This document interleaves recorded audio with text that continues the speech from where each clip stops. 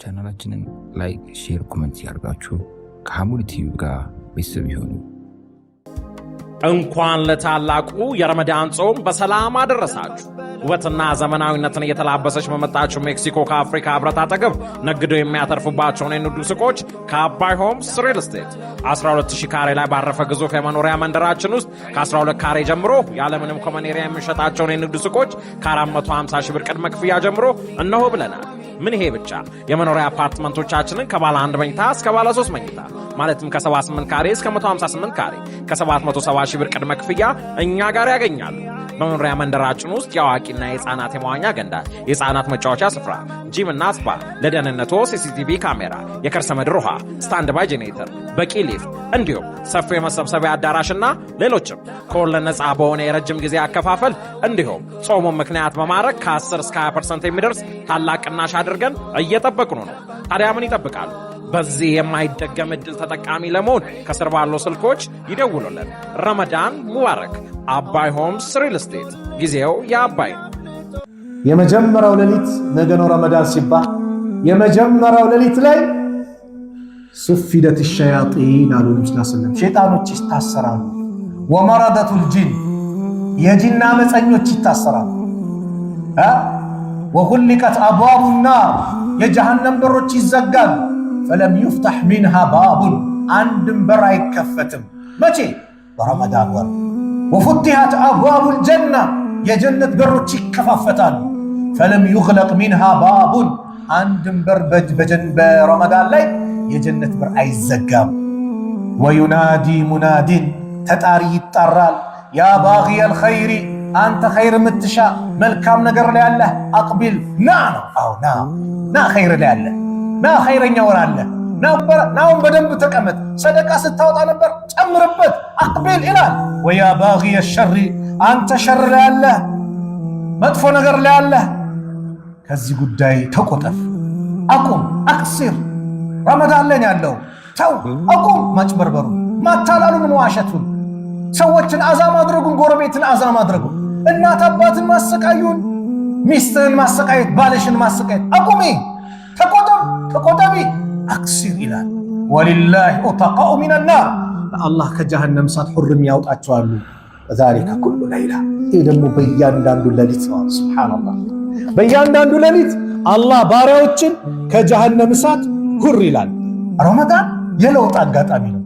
አብዛኞቻችን የረመዳን ትሩፋቶች ነው። በረመዳን መስጊድ ገባን አላህ ብሎልን ጸናን ማለት ነው። ስለዚህ አሶሙ ጁና ጾም ጋሻ ነው። ከመጥፎ ነገር ይከላከላል። ጋሻ የሚባለው ነገር አንተን ከጦር ከምን ከቀስት እንደሚከላከለው ጾምም አንተን ከሚያጠፉ ነገሮች የሚከላከል ከባድ መሳሪያ ነው። ስለዚህ ፈላ የርፉት ጾመኛ ከሆነ ረፈስ ውድቅ ንግግር ብልግናን ስሜት ቀስቃሽ ንግግርን እንዳይናገር። ወላ የጅሃል ወኢን እምሩኡን ቃተለሁ አው ሻተመሁ አንድ ሰው ቢጋደለው ወይም ቢሰድበው ፈልየቁል ይበለው ኢኒ ሳኢሙን መረተይኒ እኔ ጾመኛ ነኝ ይበለው። ሁለት ያ አያችሁ። ሌላ ጊዜ ሲሰድብ እኔ ነው ብለት ይያያዛል። አሁንስ ሶብር ሶብር እንዴት እንደሚያስተምር ሶብር ምግብ ከዚህ ሰዓት እስከ ሰዓት እንዳትበላ ከዚህ ሰዓት እስከ ሰዓት እንዳትጠጣ ሚስትህንም እንዳትቀርብ ሲባል ሶብር። ሌላ ጊዜ እንዴት የሚል የነበረ ዛሬ ግን ሶብር። የፈለገ ቢርብ ሶብር አላህ አዘኛል። ሶብር እንዴት እንደሚያስተምር ትዕግስት የሚባለው ነገር እንዴት እንደሚያላብስ ከዛ ነብዩ ደረጃውን ሲናገሩ ወለዚ ነፍሲ ቢየዲህ ነፍሴ በእጁ ባለው ጌታ ይሁንብኝ ለኹሉፉ ፈሚ ሳኢም የጾመኛ የአፍ ጠረን አጥየቡ ዒንደላህ አላህ ዘንድ እጅጉን የተወደደ ነው ያማረ ነው።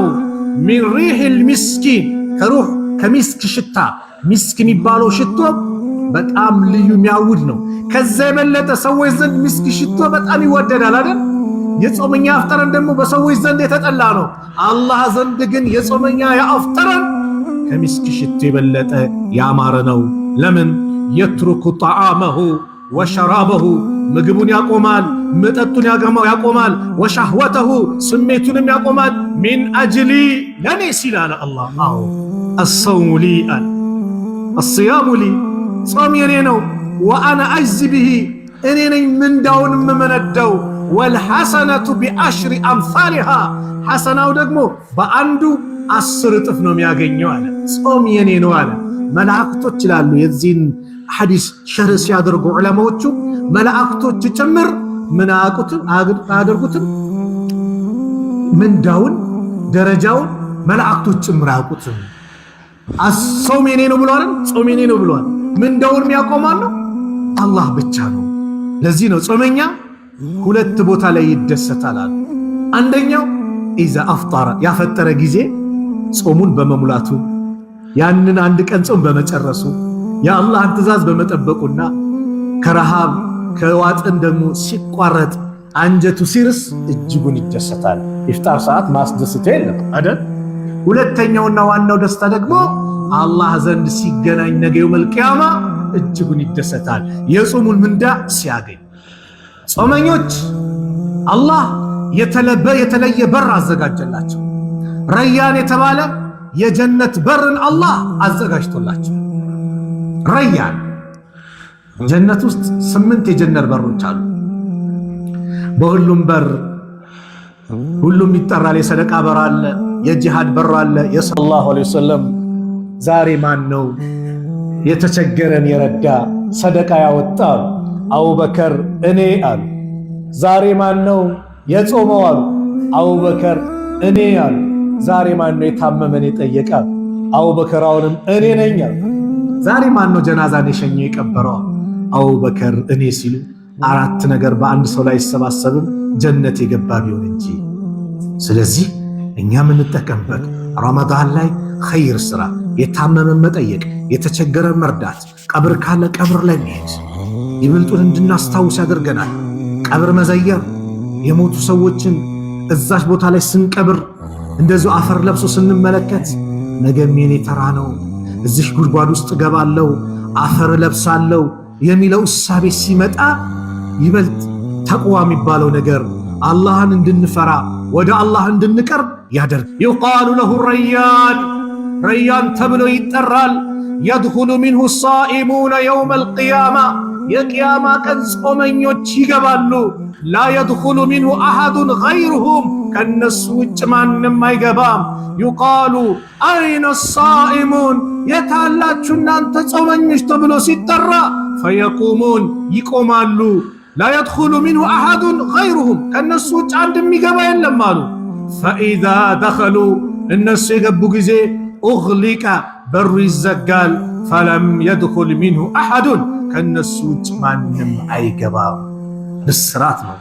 አላህ ባዘዘው መልኩ የረመዳንን ጾም መጾም ነገ የውመል ቂያማ ይሄ ብስራት አለው። ጾሙን እንዴት እንጀምረዋለን ከተባለ በነፍስያችን በፍላጎታችን አይደለም። ሸሪዓ ነው፣ ዲን ነው፣ ህግጋት አለው አይደል? ነቢዩ ሰለላሁ ዐለይሂ ወሰለም ጾም እንዴት ይጀመራል አስተማሩ። ኢዛ ረአይቱሙሁ ፈሱሙ፣ ያያችሁ ጊዜ ጹሙ። ምን ማለት ነው? የሻዕባንን 29ኛው ቀን የረመዳንን መግቢያ ጨረቃ ከተመለከታችሁ ፈሱሙ፣ ጹሙ። ወኢዛ ረአይቱሙሁ፣ አሁንም ካያችሁ ፈአፍጢሩ፣ አፍጥሩ። ምን ማለት ነው ደግሞ?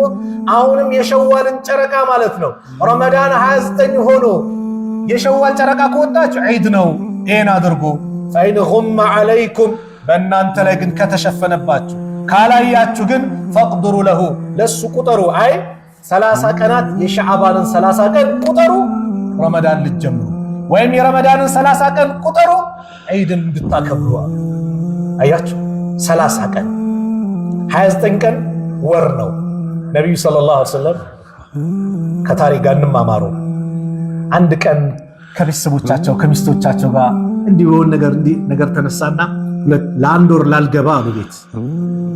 ከዛ 29ኛው ቀን የአላህ መልእክተኛ ነቢዩ ሰለላሁ ዐለይሂ ወሰለም ገቡ። እንዴ አንድ ወር እኮ አልገባም ብለው ነበር የገቡት 29ኛው ሲባሉ 29ም ምንድነው ወር ነው። አሁን 29 ወር መሆኑ በዚህ ዘመን የፈረንጆችን አቆጣጠር ሳይል አምኖ ይቀበላል። እነሱ 28ም አላቸው አይደል? በእስላም ግን 29 ነው። አለዛ ስንት ነው? 30 ነው። ለዚህ ነው በጨረቃ አቆጣጠር እያንዳንዱ ሰው በጨረቃ አቆጣጠር 33 ዓመት ማለት ከፀሐይ አቆጣጠር የ1 ዓመት ለውጥ አለው ማለት በጨረቃ አቆጣጠር አንተ አሁን 32 ዓመት ከሆነ በጨረቃ አቆጣጠር ከሆነ ስንት ይሆናል? 33 ይሆናል ማለት ነው። እና የአላህ ለኛ የሰጠን ተአምር ነው፣ ቀን መቁጠሪያ ነው። ስለዚህ ጾም ምን ይፈልጋል ከተባለ ሷሊህ መሆን፣ ከመጥፎ ነገር መቆጠብ። ለምን ዝም ብለን አንድ ሰው ምግብ ትቶ መጠጥ ትቶ፣ መጠጥ ማለት የሚጠጣ ውሃ ማለት ነው። እንደዚሁም ደግሞ ከሚወዳት ባለቤቱ ጋር ግንኙነት ማድረግ አቁሞ ግን ከሌሎች ነገሮች ካልተቆጠበ ዋጋ የለውም አሉ ነብዩ ሰለላሁ ዐለይሂ ወሰለም። መን ለም የደዕ ቀውለ ዙሪ ወልዓመለ ቢሃ፣ የውሸት ንግግር በውሸት መኖር። አላህ እኛ እንድንራብና እንድንጠማ አይደለም የሚፈልገው፣ ትእዛዝ ነው። ከዚህ ሰዓት እስከ ሰዓት እንዳትበሉ ትእዛዝ ነው። ነገር ግን ከረሃቡ የኛ ጉዳት የኛ መንገላታት ሳይሆን አላህ የሚፈልገው የኛ ትክክለኛ ጿሚዎች እንድንሆንና ያዘዘንን ትእዛዝ እንድንታዘዝ ነው። በረመዳን ማጭበርበር ያላቆመ ሰው መቼ ነው? ስለዚህ በዚህ ረመዳን ወር ላይ እኛ እነዚህንና መሰል ነገሮች ልንተገብር ይገባል። ወሩ የቁርአን ወር ነው። ወሩ ረሕመት የሚዘንብበት ወር ነው። ወሩ ባሪያዎችን ከጀሃነም እሳት ሁር የሚባልበት ወር ነው። ስለዚህ የአላህን ደብዳቤ እስቲ አምና 2 ያከተምኩት ዘንድሮ እንዴት ነው 4 ማድረገው? 4 ያከተምኩት ዘንድሮ እንዴት 8 ነው ማድረገው? እንጂ መለወጥ ነው እንጂ አልባሌ በሆነ ነገር አንዳንዱ ሰዓቱ አለጂ ሙሰልሰል ፊልም ይቀጠቅጣል። የተከበሩ ሌሊትና የተከበሩ ቀናቶች ላይ እንደው አያመን ማዕዱዳት የተቆጠሩ ቀናቶች ነው። አሁን ለዛሬ ሳምንት ቀጠሮ አዘን አይደል? ለዛሬ ሳምንት እንዴት ፈጥኖ እንደመጣያችሁ። በቃ ረመዳን እንደዚህ ነው። 4 ሳምንት ባንድ እልም ይላል ይወጣል። አያመን ማዕዱዳት የተቆጠሩ ቀናቶች አለ አላህ። ስለዚህ እነዚህን ቀናቶች እንዴት ነው በአግባቡ የምትጠቀምበት? እስቲ ቁርአን አላከተምክም? አዎ እንደው የቀራቸውን ደጋግማቸው ዝም ብለህ ቅራው። አንድ ጁዝ ነው የቀራው፣ አንድ ጁዝን ዝም ብለህ ደጋግመህ ቅራው። ለምን በአንዱ ፊደል 10 ሐሰና ነው። አሊፍ ላም ሚም ሲል ስንት ፊደል ነው? 3 ነው አይደል? 3 ሲባዛ በ10 30። ቢስሚላሂር ረህማኒር ረሂም ስትቀራ ፊደሉን አስቡ። ቁል ሁወ አላሁ አሐድ እስከ መጨረሻ ስትቀራ ስንት ፊደል ነው? ቁጠራቸው። አላህ ወፍቆ ሱረቱል በቀራ ስትጨርሰው ስንት ፊደል ነው? አስቡ። አሊ ኢምራንን ወፍቆ ሙሉ ስታኸትመው ስንት ፊደል ነው? በ10 ሲባዛ አላሁ አክበር። ምንዳው ቀላል አይደለም። እች ምንዳው ወላሂ ቂያማ ቀን ትናፍቀናለች። ወላሂ ናፍቀናል። እናት የምትወደው ልጇ ጋር ሄዳ ልጄ ለአንተ ጥሩ እናት አልነበር? አዎ አሁን ሐሰና ጎደለኝ ሙላ ትላለች። እሱም ነፍሲ ነው የሚለው። እኔስ ለአንቺ ጥሩና ልጅ አልነበርኩ ጎደለኝ ይላል። አባት ልጁን ማይጠቅምበት፣ ልጅ አባቱን ማይጠቅምበት፣ ሰው ከወንድሙ የሚሸሽበት ነው አይደል እንዴ? የውመ የፊሩ ልመርኡ ሚን አኺህ ወኡሚህ ወአቢህ ወሳሒበቲህ ወበኒህ ሊኩል እምሪእ ሚንሁም የውመኢዝን ሸእኑ ዩግኒህ።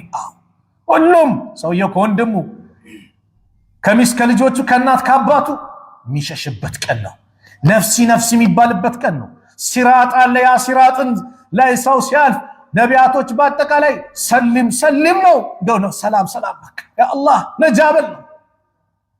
እችም ዛሬ እኛ ንቀናት ምን ሰራ ግን ነገ ዋጋ አላት። ሙእሚን አይደል? ሙእሚን እኮ ሙእሚን ያሁን እንድትሆን ያደረገው ገይብ ማመንህ ነው። በቂያማ ማመንህ ነው። ከሞት በኋላ ህይወት አለ፣ ጀነት ጀሃነም አለ ስላልክ ነው ሙእሚን የሆንከው። الذين يؤمنون بالغيب ويقيمون الصلاة ومما رزقناهم ينفقون. እነዛ እኮ ተቅዮች ማለት አለ አላህ። አሊፍ ላም ሚም ذلك الكتاب لا ريب فيه። አሊፍ ላም ሚም አላህ ነው ምን ለማለት እንደፈለገ የሚያውቀው የዑለማዎች ተፍሲር።